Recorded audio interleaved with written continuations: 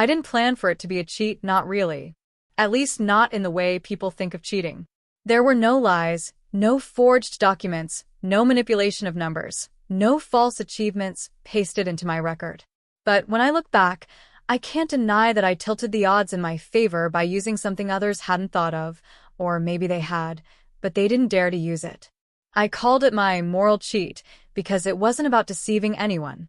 It was about shifting the game so that my worth couldn't be ignored. It all began one late night at the office, long after most of my coworkers had gone home. I sat at my desk staring at the same spreadsheet I had been staring at for hours, wondering why I was working myself to exhaustion for a paycheck that barely seemed to stretch. I wasn't unhappy with the job itself, I was good at it, and I liked the people. But every time promotions or raises came around, I was passed over with the same vague promises. Next time, or we'll review again in 6 months. 6 months would roll by, and the story would repeat. One night, I caught myself asking the same question over and over. What am I doing wrong? I worked hard, harder than most. I stayed late, I fixed mistakes, I carried extra weight when others dropped the ball. Yet it didn't seem to matter. That's when the thought hit me, maybe the problem wasn't my work, but how invisible it was. Maybe, just maybe, I was playing by rules that rewarded silence and patience, when what actually got rewarded was visibility and proof. The cheat formed slowly, almost by accident. I decided to keep a running log of every task I did, every problem I solved, every extra responsibility I picked up.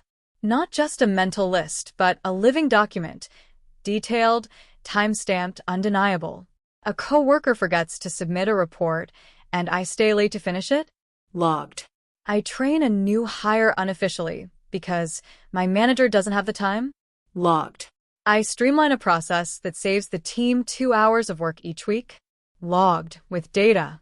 Day by day, the file grew thicker, more substantial, until it looked less like a diary and more like evidence. At first, I told myself it was just for me, a way to measure my own worth. But deep down, I knew I was preparing for something bigger. And when the yearly review cycle came around, I was ready. The meeting with my manager started like every other.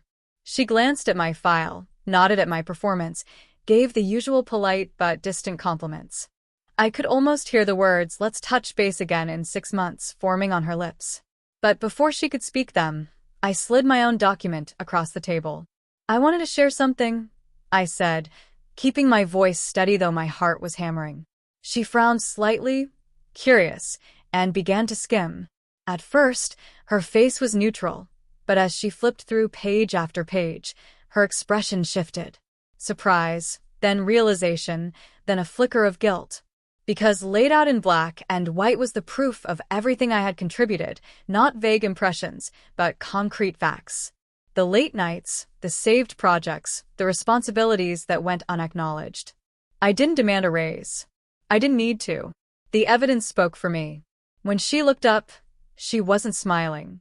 Not because she was angry, but because she knew there was no way to dismiss it. "You've done all this?" she asked quietly, almost as if confirming it to herself. I nodded. "I love this job, but I also need to know my work is valued." The silence stretched, and then she said words I had waited years to hear. "You're right. We've overlooked too much. Let's fix that." The raise came through within the month, larger than I expected, more than I dared hope. And with it came something even more valuable: respect. Not just from her, but from others in the office who started to notice how I carried myself, how I wasn't afraid to put the truth on the table. That was my moral cheat. I didn't lie. I didn't manipulate. I just built a case, so strong it couldn't be ignored. Others kept playing by unspoken rules, waiting to be rewarded for quiet diligence. But I learned the game isn't about who works hardest in silence. It's about who can make their value undeniable. Sometimes I wonder if it really counts as a cheat at all. But then again, the word fits in its own way. Because I bent the rules of expectation without breaking them. I played a card no one else had thought to use, and it changed everything. And if I had to do it again, I would, because in the end, it wasn't just a raise I won. It was proof that I deserved to take up space, to be seen, and to be valued for the work I had been giving all along. I used to believe patience was the highest virtue at work. Show up early, stay late, don't complain, and eventually someone would notice. That's what I told myself each time I was overlooked.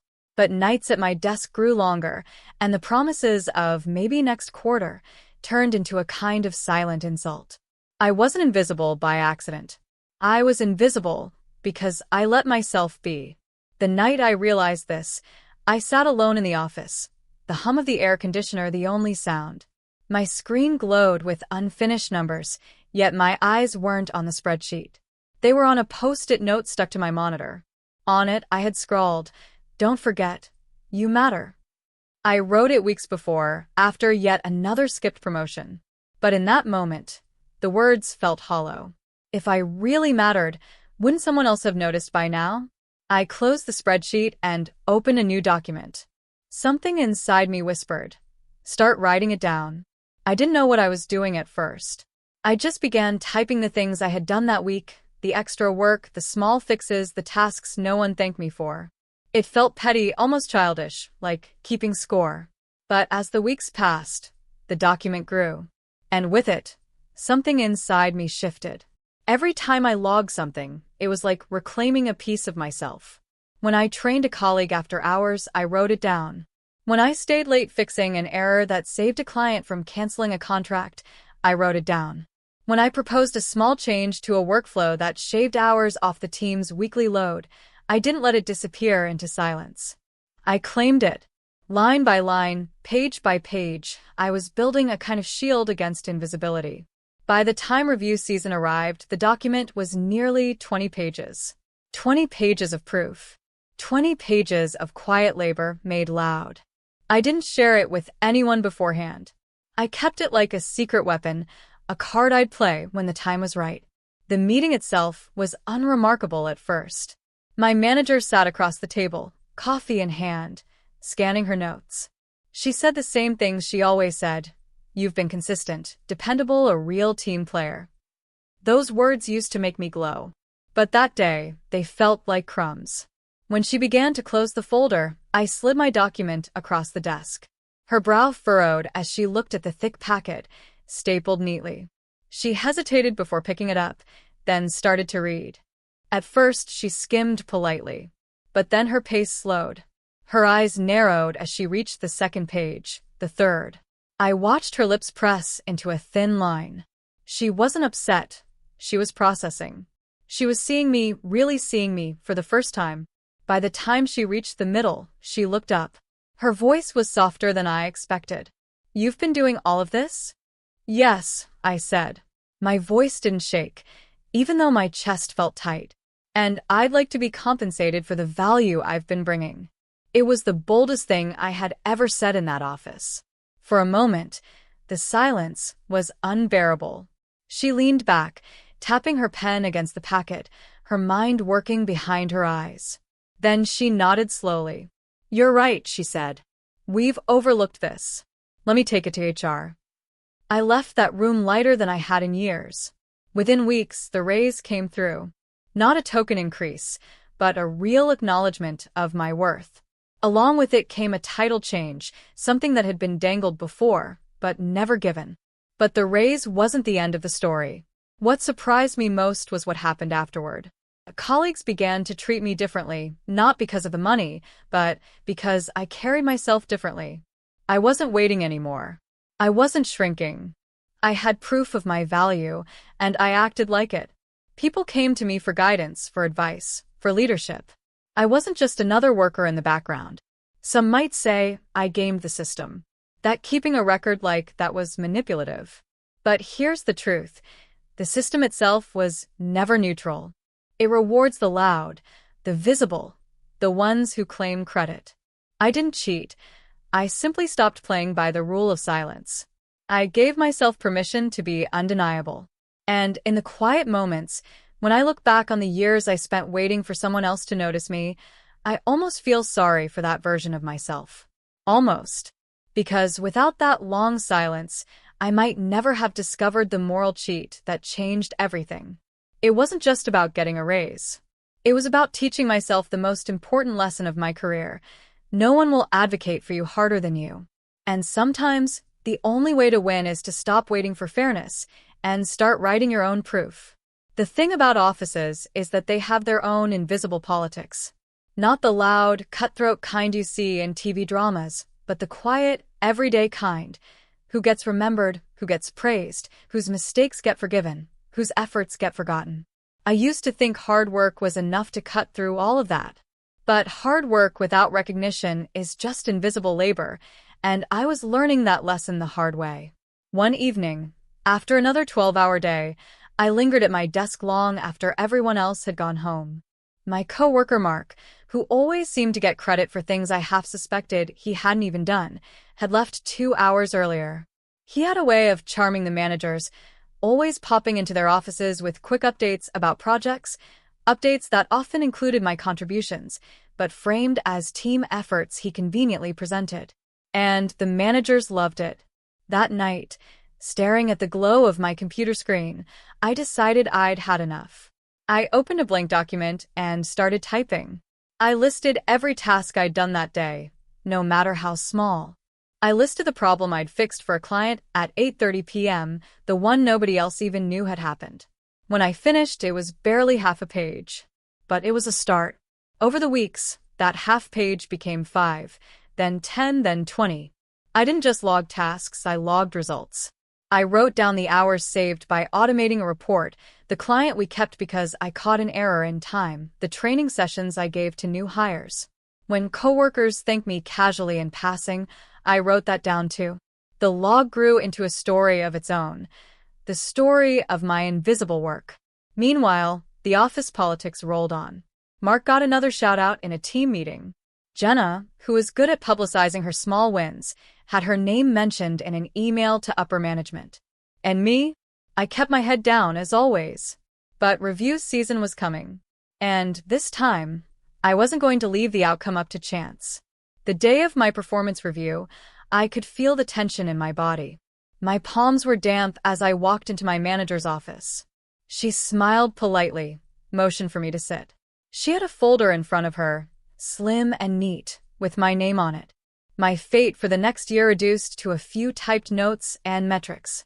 She began the way she always did. You've been consistent, dependable, and a real asset to the team.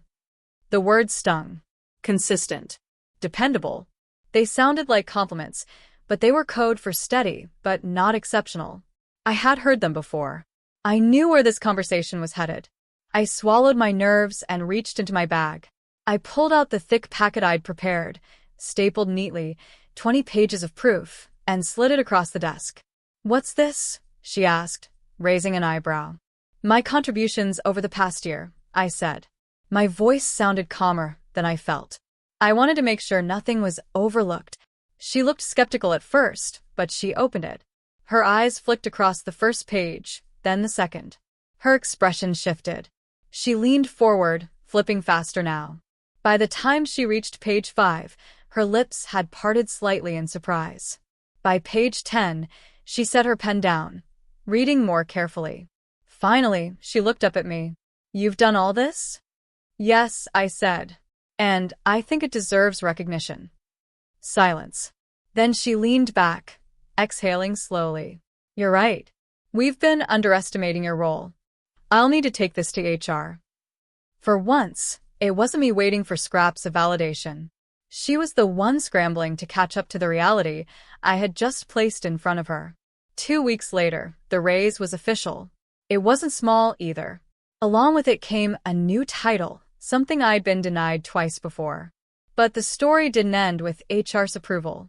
The office noticed. People started treating me differently. Jenna looked at me with a mix of respect and envy. Mark's charm seemed to falter around me, as if he sensed the shift in balance. And I, for the first time, walked into that office with my head higher. Of course, it didn't come without whispers. "Did you hear what they did?" Someone murmured in the break room. They actually brought a whole dossier into their review. Some laughed, some admired it, some dismissed it as overkill. But here's the thing.